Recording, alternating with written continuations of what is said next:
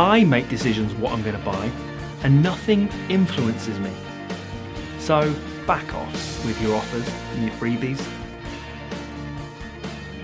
Hey everyone, Mike Sweet here from mikesweet.co.uk, giving you the edge in life and business with NLP and psychology. Now this video is all about behavioural economics.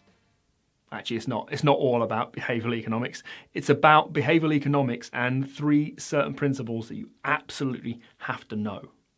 Now, this is particularly important if you buy things or sell things. So behavioural economics is a study about how we make, or how our behaviour, how our decision making affects our buying, and how we can use psychology to change the perception of what we buy, what we purchase. Now, as with all kind of psychology studies, they're fascinating because they normally show up things that we didn't believe or didn't know to be true. And this is no exception. Now, a quick example, we're November now in the UK, and I was thinking about last Christmas. And before Christmas, my wife come running home with some shopping bags, and she burst through the door and she had handfuls of carrier bags with sale written all over them, and blue crosses and red dots. And she said to me with these carrier bags, "Look how much money I've saved." Now, talk about irrational, but it's interesting how her psychology had led her behaviour to buy more things because it was in a sale to save more money. It seems funny to me now, and thankfully she might not watch this video, so I'm going to get away with it. But that's really interesting how when something's for sale, or when something's on a sale, some people perceive that as saving money. Interesting. Anyway, I digress. Let's look at these 3 behavioural economics principles that you absolutely have to know. Okay, number 1, the one that we're all hardwired to and we believe that we're resistant to, is the word free.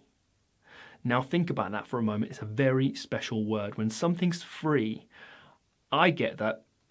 Yeah, but what do I need to do to get that?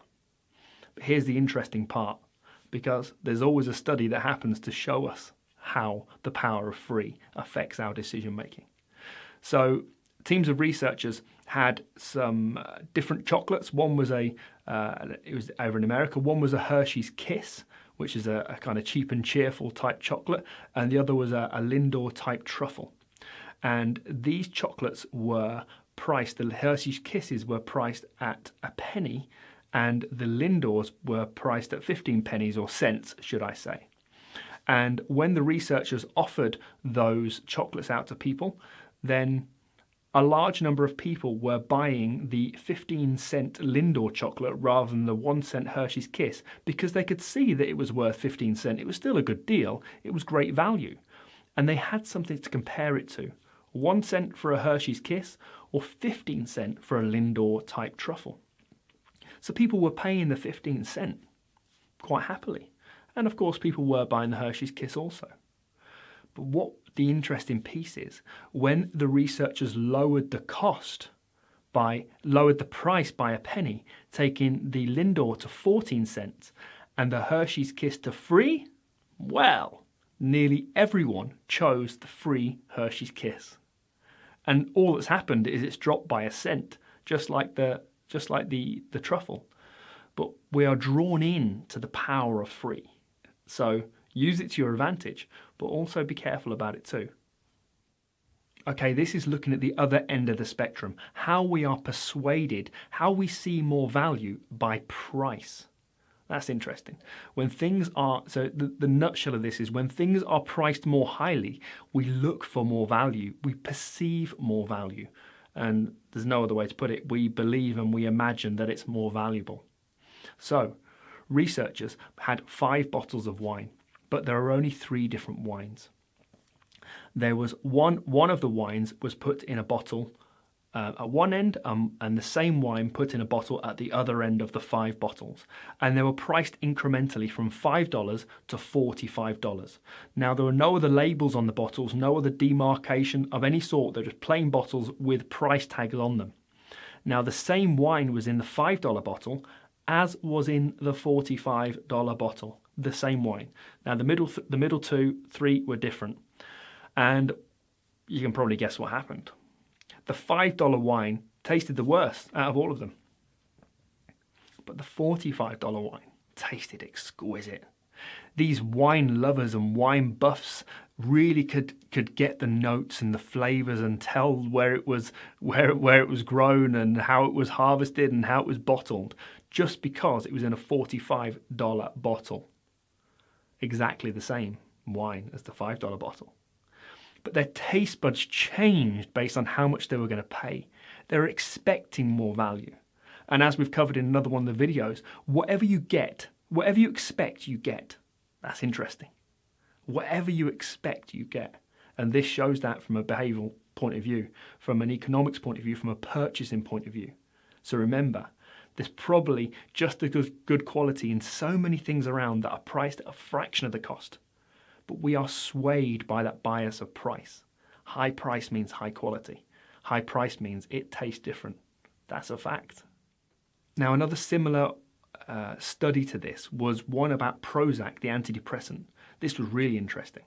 And when a Prozac was sold at $2 a pill and a placebo was sold at $2.50 a pill, the placebo, the higher priced placebo, outperformed a real Prozac. Did you get that? Let me go through it again in case I muddled it up. The higher price placebo at $2.50 outperformed a real Prozac at $2. It outperformed it because people expected it to. Because it was a higher price, therefore it must work even better than the name that everyone knows. This one must be a better pill because it's priced more. Scary, but true. Now, this last example of behavioural economics that I'm going to share is about priming, how we are primed and it changes our decision-making process, or we can persuade, or we are being persuaded and influenced by priming. Now, researchers who were working in a computer store, they had lots of people coming in each day to look at the laptops, and half of the people the researchers approached half the people and said, "So, you're interested in buying a laptop? Are you looking for, what kind of processing power are you looking for?" Just a simple question. And the other half of the people were asked, "How much memory are you looking for?" So there's many components to laptops, but some of the big buying criteria are processing power or memory. But what was really interesting is because the researchers had primed with that question, just a simple question, not advisory, the people who were asked what processor they were looking for, what processing power they were looking for, ended up buying a laptop with a higher processing power. Those that were asked how much memory are you looking for, or how much memory does your new laptop need, ended up selecting their laptop based on criteria of memory. Now, who knows what they walked in with, but what they walked out with was exactly what the researchers had primed and put in their mind. So the study was carried out again, this time in a supermarket where you've got aisles, and this one particular aisle down one side had fruit and the other side had yogurts. And as the shoppers were coming around to walk down the centre of the aisle, half of the shoppers were asked what was their favourite yogurt, and the other half of the shoppers were asked what were their favourite fruits. Now, people who were asked what their favourite yogurt was were buying yogurts and hardly any fruit.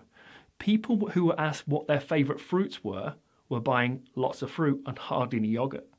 You see, our decision-making process is being manipulated all of the time. By this simple priming, it pulls into our awareness those things that then become important to us. We've discussed this before about the reticular cortex and be careful what you expect, because whatever you expect will become real. Imagine real first, and then you will create that in your life. So just think about that from a behavioural economics point of view. Whenever you're buying, whenever you're selling, whenever you're making snap judgments, or you think you're just doing things out your own free will, but how has that been persuaded or influenced? So I hope you've enjoyed this brief video on behavioural economics, and I hope you've got something you can take away and apply. Now remember, with all of this that we talk about NLP and psychology, you can't learn it by watching, by listening, by reading. It has to be by experience and applying. So how are you going to apply this?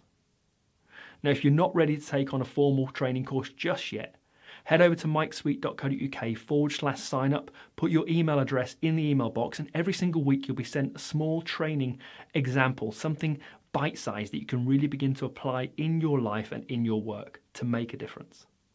Now, please do like, please do share, please do comment, and I'll get back to any messages sent to me directly. Now, let's get connected. I'm on social media too at Mike C. Sweet on Facebook, Instagram, and Twitter. So head on over there now. Let's get connected. Speak soon. Bye for now.